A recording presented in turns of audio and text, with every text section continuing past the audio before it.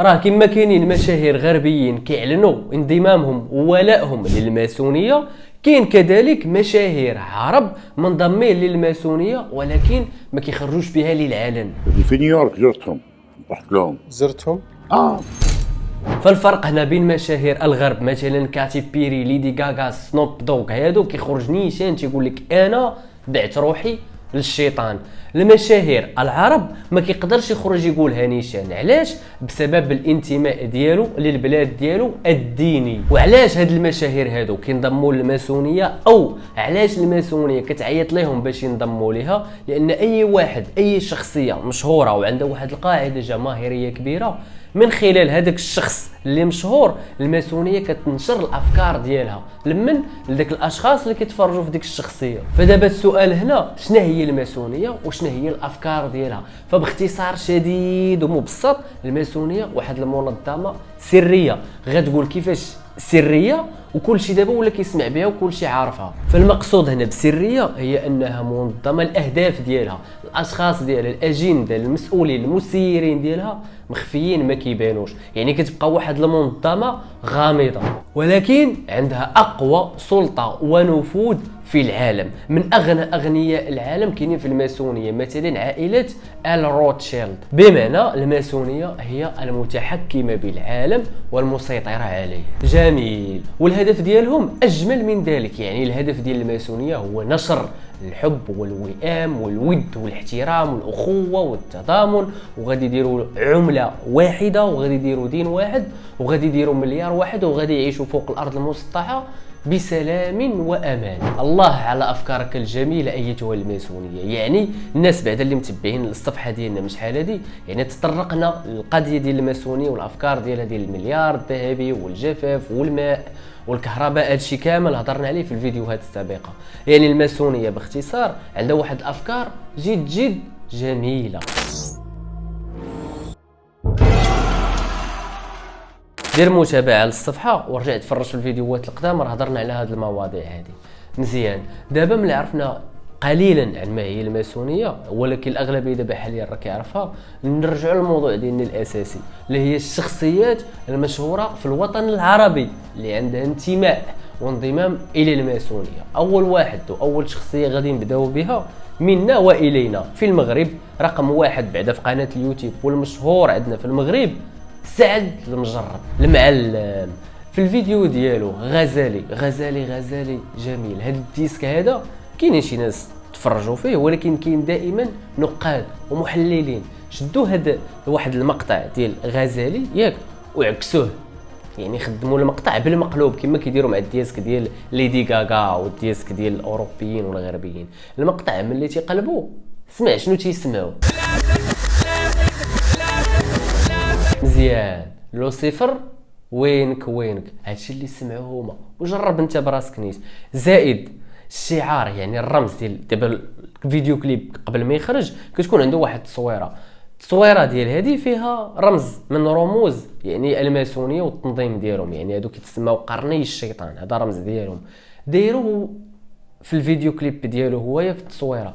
هاد القضيه هذه حتى هي ربطوها مع الماسونيه. مزيان نقولوا ان هاد الشيء هذا مثلا كامل يعني صدفه ان يدو جات بحال هكا، صدفه. غزالي قلبتي كتعطيك لوسيفر صدفه. ولكن الديسك ديالو مثلا ديال اش خبارك، هاد الديسك هذا يعني خرج بواحد اللباس فيه الرمز ديال الماسونيه بشكل واضح ومباشر، يعني ما عندك فين تاولها، ما عندك فين مجال للصدفه فين ندخل في هذه القضيه ديال اللباس. يعني ديك العين ديالهم، الهرم هذاك ديالهم، الشكل السداسي هادو رموز ديالهم، قرني الشيطان هذا الشيء ديالهم. ما يمكنش انت كدير داك الشيء ديالهم كامل ونقولوا لا داك الشيء كيجي غير صدفه. لا ما كايناش الصدفه. وباش تعرفوا تاكد باللي سعد المجرد اصلا في السنوات الاخيره كان مضغوط، يعني كانوا يدور فرنسا جريمه يخشيوه للحبس، يعني كان ديما في الحبس والكارير ديالو بدا كيمشي، يعني بداو كيخسروا ليه السمعه ديالو. كيقولوا شي محللين والناس الاقرباء ليه انه بغى ينسحب من هذا التنظيم هذا. يعني هو في الاول هما ملي غادي يعرضوا عليك وغادي يشهروك غادي تكون عندك الشهره، غادي يكون عندك الفلوس، المال، السيارات، النساء، اليخوت، ما شئت من متاع الارض، يعني متاع الارض كامل غادي يوفروا لك. علاش؟ السلطه والنفوذ هي كلها عندهم. وغادي نجيو في الاخر ديال الفيديو نقول لكم بحال اش كيكون عندهم هذا الشيء. ولكن مع الوقت كيولي كيفرضوا عليك. يعني انت ملي كتبيع روحك للشيطان مع الوقت غتولي العبد ديالو، غتولي خاصك دير شي حوايج غير قابله للتصديق، غير قابله للمنطق. هنا بغى ينسحب، يعني ملي بغى ينسحب اش داروا ليه؟ وركوا عليه بالسجون والحبس وخسروا الكارير ديالو وهو يرجع. راه كتشوفوا حاليا سعد المجرد ما بقاش معلم، ولا مبهدل، يعني بهدلوه. الطريقه ديال اللبس، الطريقه ديال الغناء كي ولات، الجانب الرجولي فيه على حسب ما يقولون هذا مجرد تاويل وافتراض. الجانب الرجولي في سعد المجرد يعني كيحاولوا انهم ويديروا ليه ديك اللباس وديك الحركات الانثويه باش المشاهدين والمتابعين ديالو يولي كيطبعوا مع ديك الافكار ومع ديك اللباس ومع ديك التقاليد ومع ديك الحركات الغير اخلاقيه. الشخصيه الثانيه المشهوره كذلك في الوطن العربي وفي المغرب العربي، يعني هذه اكثر شخصيه مشهوره ومثيره للجدل عند العرب، محمد رمضان. جميل، نمبر 1، الملك الفهد ديال مصر. هاد الشخصيه هذه ديال محمد رمضان عنده انتماء للماسونيه بشكل واضح ومباشر، غير ما بغاش يعلنها. علاش؟ لانه في دوله اسلاميه. اما الانتماء والانضمام ديالو ليهم كاين، وخصوصا مؤخرا يعني في واحد التصويره دارت ضجه في مواقع التواصل الاجتماعي فيها رمز من رموز الماسونيه وشعار ديالهم في التريك والتيشورت اللي لابس في الظهر ديالو. هذه الصوره يعني بشكل واضح، الشكل ديالو واضح، راه بحال جات حنا كاع ما عندوش انتماء، بحال جات الماسونيه وعطاتو اعلان ممول مدفوع، لبس التيشورت وتصور به وغادي نشروا التصويره. ومحمد رمضان ما دار حتى شي رده فعل، يعني العالم العربي كامل خرج يقول لي شنو هو هذا الشيء، علاش التصويره، واش عندك انت؟ ما هضرش، ما تكلمش، ما دار حتى شي رده فعل، ما ردش. يعني داكشي راه كاين. حتى المشاهدين والناس والمتبعين والمصريين ربطوا النجاح ديالو يعني الساحق، نجاح سريع مذهل تفرقع، يعني في واحد الظرف وجيز وقصير، ودار كولاب مع مشاهير غربيين يعني تفرقع في واحد الوقت وجيز، والفلوس واليخت والسيارات يعني بسرعه. هاد السرعه ديال النجاح كيكون دائما عندها ارتباطات بالماسونيه. فمن بين الادله اللي حطوا مثلا حركه العين، هذه حركه كتسمى 666. هذه الحركه هذه معروفه عندهم، كيديرها محمد رمضان خصوصا في الاشهار ديالو لشركه زين الكويتيه، اشهار واضح. زيد كذلك هنا الضيف رقم 3 حتى هو مشهور في الوطن العربي بالمقالب، يعني البرانكات ديالو الكاميرا خفيه، كيكون ديما كيدوز في رمضان، يعني اي رمضان كتلقاه كيجيب لك شي موسم هربان. رامز جلال نجم اليوتيوب، هاد خينا هذا تا هو كيقولوا انه عنده انتماء للماسونيه، وان ديك البرامج ديالو مموله ومدفوعه من طرف الماسونيه. لماذا؟ شنو هو الدليل ديالك على هاد الهضره هذه؟ الا تفرجتي مثلا غير في الفيديوهات ديال المصريين راه ما خلاو ما جبدوا، كيقول لك غير في الاستوديو ديالو فين كيصور كاين تما رموز شيطانيه واضحه ورموز ديال الماسونيه واضحه عنده في الاستوديو. حتى رامز جلال يعني من طقم داكشي لي زاكسيسوار اللي كيلبس ديما كتلقى فيهم مثلا لوسيفر، كتلقى فيهم ديك العنزاء، كتلقى فيهم رموز شيطانيه، يعني بشكل واضح رامز جلال عنده انتماء للماسونيه. راه غير داك التمويل ديك البرامج راه تمويل ضخم. ومازال من المشاهير العرب ما لا يعد ولا يحصى. مثلا في النساء السبايا والجواري ديال الماسونيه عندك مثلا هيفاء وهبي، انضمام للماسونيه بشكل واضح.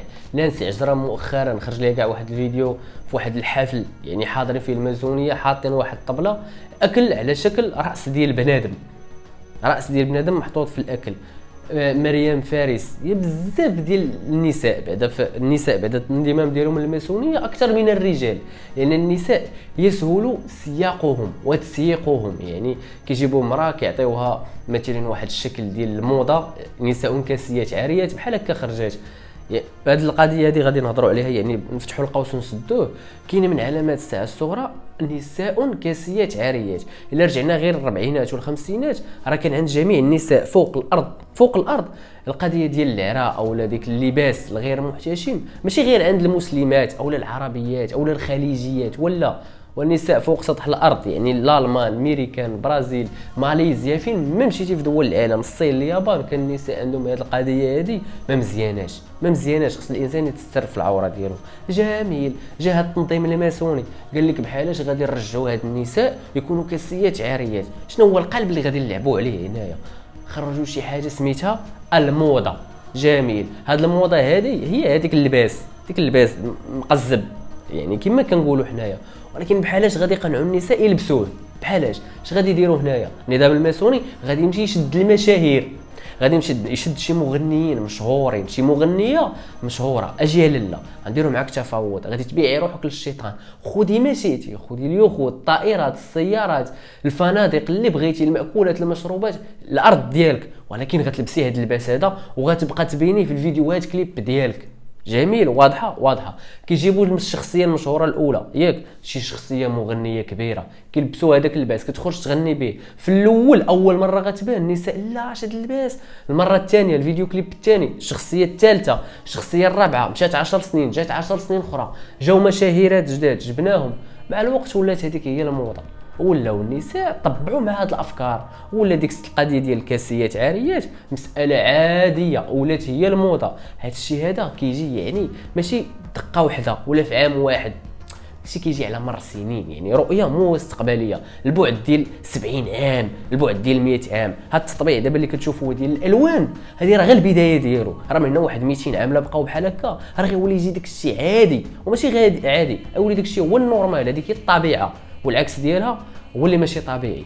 هكا كيبداو ونسدوا القوس ونكملوا في المشاهير العرب اللي باعوا روحهم للشيطان. يعني كما قلنا بالنسبه للنساء ما لا يعد ولا يحصى، راه غير في المغرب. في المغرب مثلا عندك الدون بيك، ديسك واحد ديالو رموز الشيطاني كامل، الديزيدروس، جام شو، شي ديك التسريحه ديال الشعر اللي كنجي بها وكيبان بها في التلفازه وقدام الدراري الصغار، هذيك راه تسريحه نسائيه. مانا بجوج ديال الكوزينات غيصيفطونا الكوزينات باش تلبس اللباس ديال العيالات، هذيك راه تطبيع مع ديك التخربيقه ديالهم. يعني الماسونيه بعدا في المغرب راه عندها محافل كبرى وللحديث باقيه.